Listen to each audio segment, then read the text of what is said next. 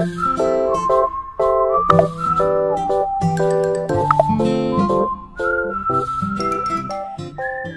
guys, di sini kita berbincang mengenai entitas pluralisme kerukunan umat beragama di masyarakat Kecamatan Candi dan Kabupaten Sidoarjo. Nah, saya tidak sendirian, ada Nurania Sania dan Muhammad Dhani Firmansa. Hai.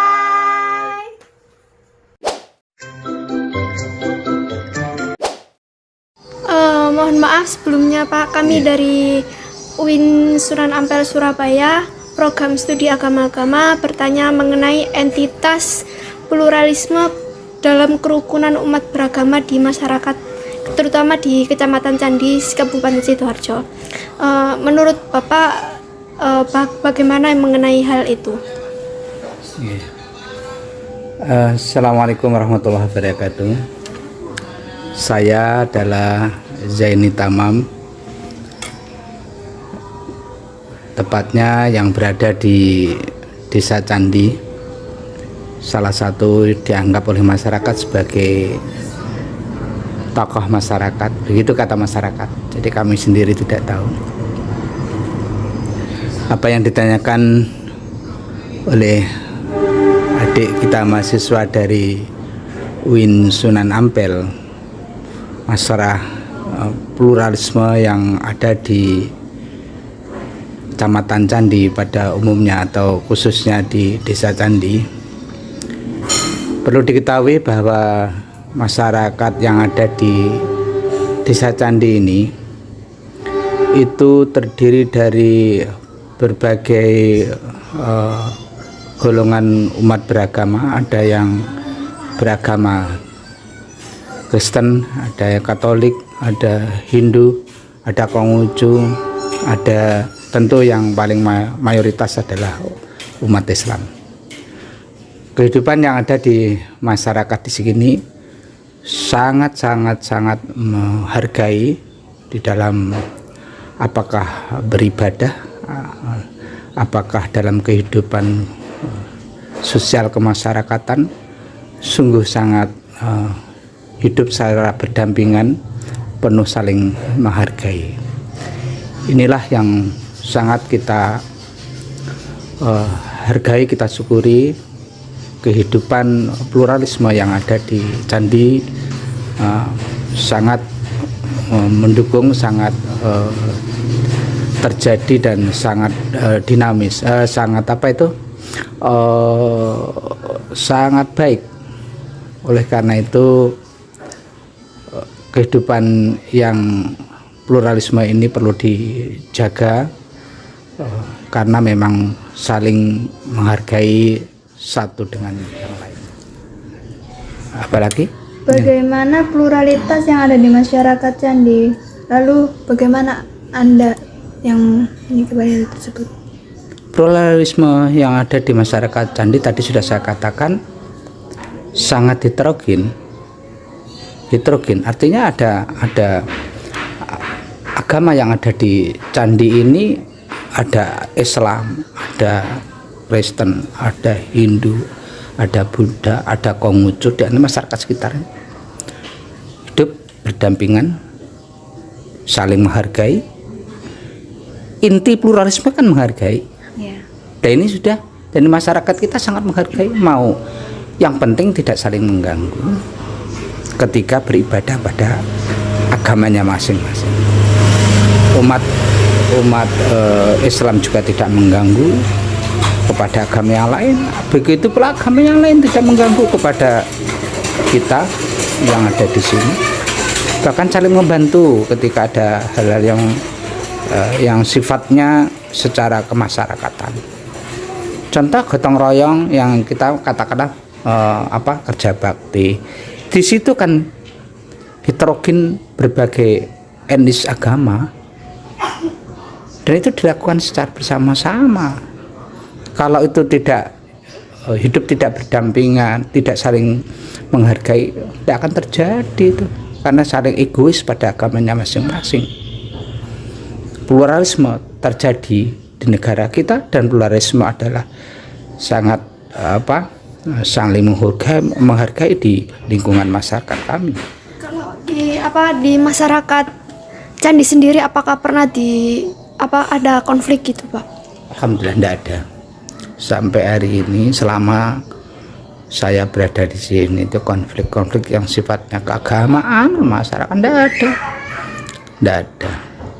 Alhamdulillah hidupnya hidup berdampingan, saling menghargai. Itu salah satu bentuk-bentuk pluralisme ya. Iya kan? Itu. Oke.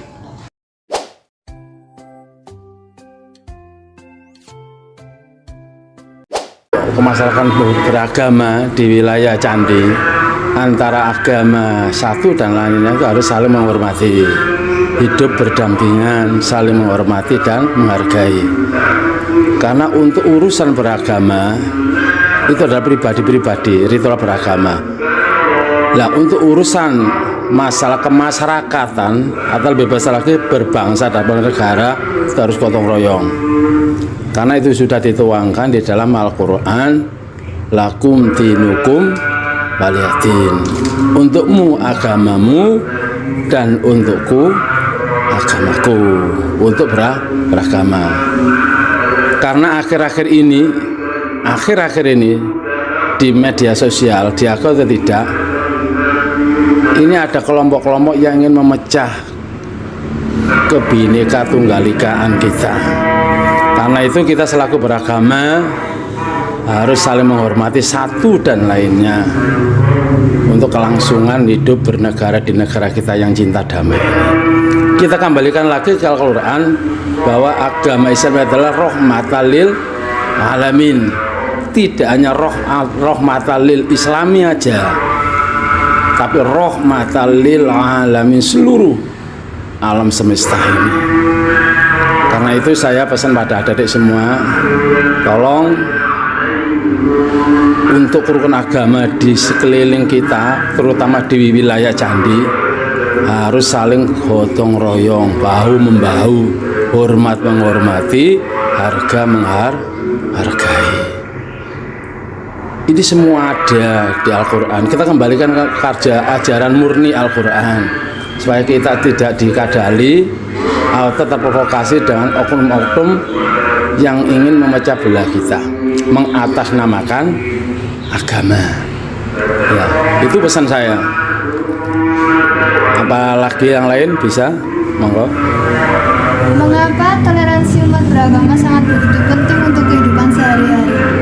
Ya, memang harus. Karena untuk kelangsungan kerukunan hidup kita. Karena tanpa kerukunan beragama, pembangunan atau kemasyarakatan tidak akan terwujud. Kalau hanya antar golongan dan golongan. Karena kita di Indonesia, Nusantara ini, agamanya diakui adalah ada 5 agama ya, 6 agama. Kalau kita tidak saling hormati atau rukun, tidak akan bisa berjalan negara ini. Contohnya banyak. Kalau saya boleh menyontohkan, Suriah itu mau didirikan negara Islam, tapi gagal. Dan itu bukan bentuk negara Islam di negara Republik Indonesia ini. Banyak itu. Dan di Indonesia dicoba, sekarang itu sedang dicoba. Adakan khilafah itu. Tidak bisa metode yang khilafah diterapkan di Indonesia karena agamanya ini adalah 6 agama yang diakui pemerintah sah. Bisa dibayangkan pada di Suriah itu agama Islam dan agama Islam sendiri saling bunuh-membunuh, ada sama Islamnya. Apalagi kalau di Indonesia bermacam-macam agama, Islam mau menang, lainnya nggak mau. Karena itu konsepnya adalah kembali ke Bhinneka Tunggal Ika, berbeda-beda tapi tetap satu tujuan untuk membentuk negara Republik Indonesia cinta damai sejahtera selama-lamanya. Itu pesan saya. Kalau menurut saya tuh sebagai non muslim ya, di sini tuh udah saling menghargai antara satu umat beragama dengan yang lainnya. Kayak misalnya untuk ibadah yang itu tadi, terus saat kayak ada pemotongan kurban atau apa, itu yang non muslim di daerah candi ini juga diberikan berkat berupa daging itu tadi. Kalau mohon maaf ya Mbak, kalau Ya. biasanya di sini kan sampean sendiri kayak gitu ya, maksudnya yang non muslim. Itu cara beribadahnya apakah di rumah atau gimana? Kalau saya sendiri ya di gereja setiap hari Minggu. Setiap hari Minggu, cuman kalau biasanya tuh ada ibadah kayak 1 bulan 3 kali atau 1 bulan 2 kali itu di setiap rumah-rumah jemaat gitu, gantian-gantian gitu. Terus kalau selama COVID ini kan masih dibatasi kan kalau mau ke gereja atau ke tempat publik itu. Jadi selama COVID ini masih belum ada. online Masih ibadahnya, iya. Apakah rumah ini pernah dijadikan sebagai tempat untuk ibadah? Pernah sekitar 2 mingguan yang lalu dipakai di sini. Iya.